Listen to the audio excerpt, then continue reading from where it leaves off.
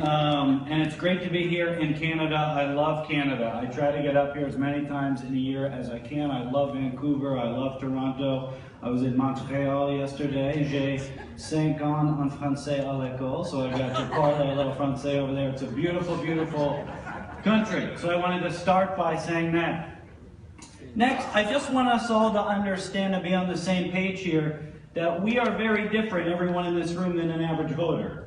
Y'all are spending your Saturday, guess what, here, okay? An average voter is out shopping, they're watching TV, you're shopping right now. This man is shopping right now, he just said even. So average voters are not here. Average voters, if they have a choice of entertainment news or political news, guess what they pick? They pick to be entertained. There's a wonderful book by a political scientist from Princeton. His name is Marcus Pryor. It's called Post-Broadcast Democracy. And it talks about in this book how when voters have a choice of entertainment news or sports or political news and information, guess what, y'all? They pick sports. They pick to be entertained. That's what they pick. Traditional campaigns, in the sense that George W. Bush ran in 2000 and 2004, those are dying or dead in the United States. They're dying or dead. And they're dying or dead across a bunch of different countries too. I lived for 3 months last year in Israel and ran digital for the Prime Minister of Israel's campaign. And these, thank you to the Prime Minister for all the great work that the Prime Minister does. So all of the same stuff that I'm talking about here applies in Israel, it applies in Europe. Young people, folks 18 to 24, they're actually decreasingly watching television. Decreasingly. Every year that goes by, they watch less and less television. Where traditional campaigns spend weeks putting together high production value TV ads, a well-run campaign of today and of the future is focused on short, snackable, mobile content. That's what Katie was just talking about. It's focused on live streaming video. It's focused on digital rapid response. It's focused on authenticity. It's focused on being entertaining. Whose campaign right now in America sounds like those? Because I'll tell you, it's the man who's right now winning our Republican nomination. His campaign is the most entertaining. I laugh every time I watch what's going on with this campaign. It's incredibly entertaining. I can't get enough, right? It's genius in so many ways, and it fits with what's going on from a digital side of things. And think about the debate from a few nights ago. I was sitting watching the debate in my hotel room, and everything that was going on, even stuff politically that I wasn't aware of that these candidates were talking about, I was going to Google, and I was Googling for more information about it. Google likes to talk about the 3-screen approach, where an average voter, I have 2 of the screens here, right? They are watching TV on screen 1, they've got their laptop or iPad in their lap, and they've got their phone, and they're on Facebook or they're texting.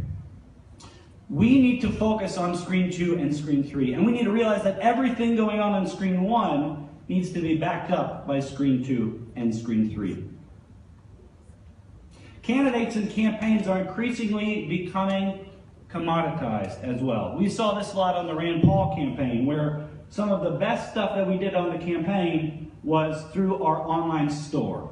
We sold, you could go on there and you could buy Hillary's servers, old destroyed servers, of course. You could go on there and you could buy NSA camera spy blockers for the camera in your laptop, because you know the NSA could be spying on you through those video cameras. We use the internet to help crowdsource those store items. And I hope this is an important point that you all take away, that we don't know everything, even as digital strategists, even as conservatives, that those average voters want to be seeing and buying from us online. So what we did for Senator Paul is we said, we're going to have a new t-shirt in our store. Will you help us design that t-shirt? We had over 2,000 people design t-shirts for him. Then we let people vote on which t-shirt they liked most. And guess what? We sold a lot more than if we had just stuck Rand Paul's logo on one and sold it and think we know what an average voter actually wants.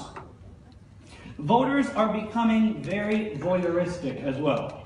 And Katie might not, her mention of Facebook Live mentions is a small example of this. We were the first campaign, Senator Paul's campaign, to live stream an entire day. From right when the senator started eating breakfast, all the way to when he left Iowa.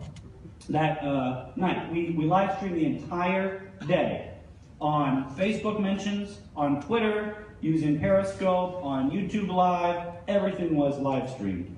And it was a very interesting day. There were some things that were hiccups, but we learned a lot. And one thing that we learned is that voters will pay attention, just like Katie said. Voters want to see behind-the-scenes content. Voters want to see who candidates and campaigns really actually are. It was one of the highest traffic days of the entire campaign on our website. People trust, y'all, what they see online. People trust. In a recent study in England, people said that they trusted Wikipedia more than Encyclopedia Britannica. I hope that sinks in. People trust Wikipedia more than Encyclopedia Britannica. What does Wikipedia say right now about your candidates? What does Wikipedia say right now about your organization and your brand? Because people trust what they are reading. The last few things that I want to talk about are, we definitely do live, as Katie mentioned, in a mobile world, increasingly mobile world. If you looked at website traffic for Senator Paul, the average person on a mobile device spent a third of the time that a person on desktop did. These are people that are getting out their phones at conferences. These are people that are getting out their phones at red light cameras. God help us all, right? These are people that are on their phones constantly, at dinners, in between conversations, and they're checking things for a short amount of time. How do we reach voters in such a short amount of time? There was a recent study that came out that showed that the average video length on Facebook that people would watch to completion was 22 seconds. Wow, 22 seconds. How do you talk about the Middle East problems and Israel in 22 seconds? Tell me that. How do you talk about it in a 10-second snap? How do you talk about it in a 140-character tweet?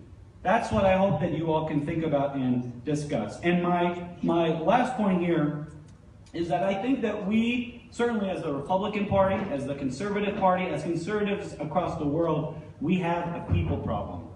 We have a big people problem, okay?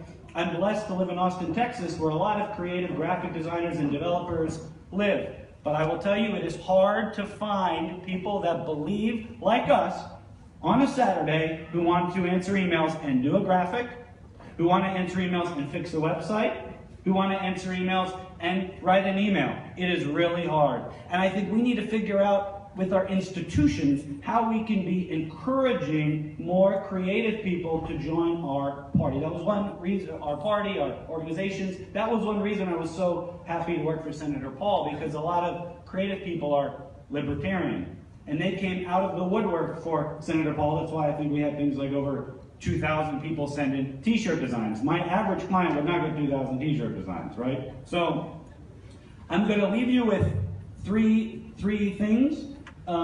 Even if you didn't go to school for graphic design, even if you don't know Photoshop, I'm going to leave you with 3 apps I think you all should download. The first is an app called Perfect Video. It's a wonderful app, and it will let you create videos that look beautiful, and you can put them up, and you don't need to pay thousands of dollars, unless you want to pay me. Second is an app called, thank you, sir. Second is an app called the Over app. It's a really cool app where you can put text on top of graphics. And third is an app, I believe, that's created by Facebook and Instagram called Layout that I hope you all download. So thank you all very, very much, and I look forward to the rest of the day. Thank you.